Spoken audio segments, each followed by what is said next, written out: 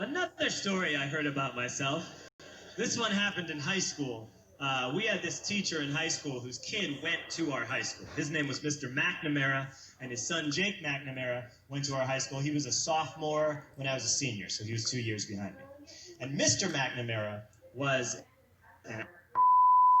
One weekend, he and his wife decided to leave town, which you should never do if you're an...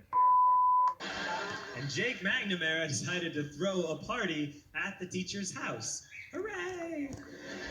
And everyone around town heard about it, and we all got up individually and thought, okay, let's go over there and destroy the place. I walked into this party, everyone I had ever met was there, and everyone was drinking like it was the end of the world.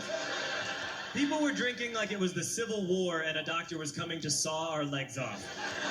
It was totally unsupervised. We were like dogs without horses. We were running wild. I walked down to the basement. They had a pool table in the basement. One dude took a running start and threw his body onto the pool table and broke it in half.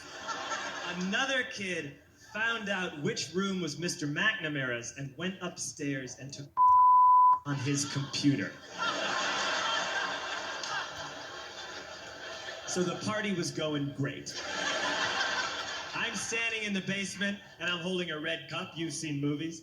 And I'm standing there and I'm holding a red cup and I'm starting to black out. And I guess someone said like, something, something, police. And in a brilliant moment of word association, I yelled,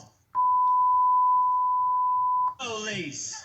And everyone else joined in. 100 drunk white children yelling, duh, police.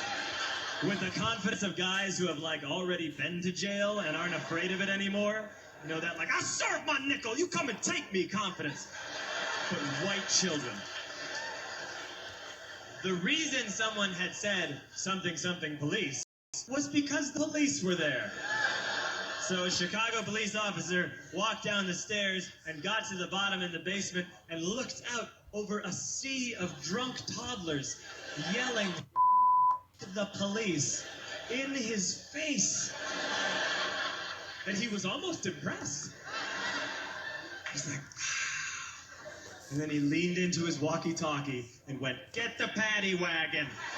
And my friend John, who is now a father, this man now has a baby, he grabbed a 40, smashed it on the ground, and yelled, scatter! And everyone ran in a different direction. We all ran in different directions. It was like that scene in Ratatouille when the humans come in the kitchen and all the rats go in different ways. We all ran in different directions. I ran into the laundry room and I jumped up on the washing machine and I crawled out through a window into the backyard, and now I'm running through the backyard and there was this big chain link fence and I thought, I've never climbed a fence that high before. And then I woke up at home.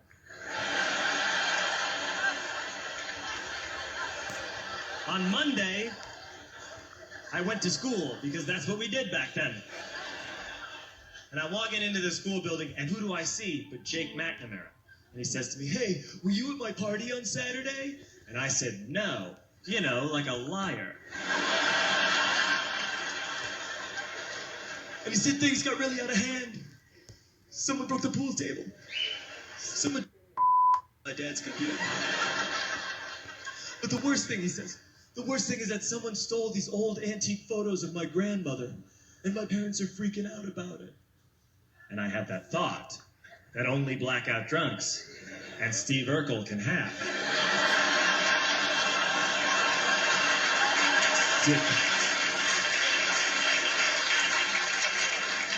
Did I do that?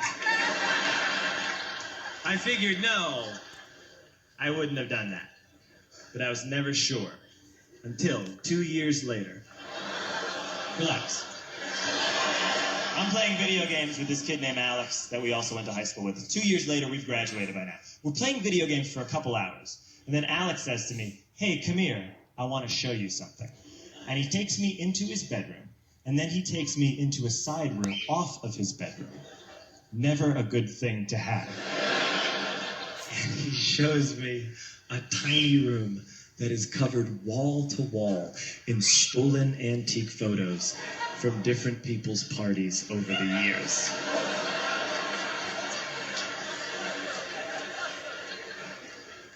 said, why? Why do you do this? And Alex said, because it's the one thing you can't replace.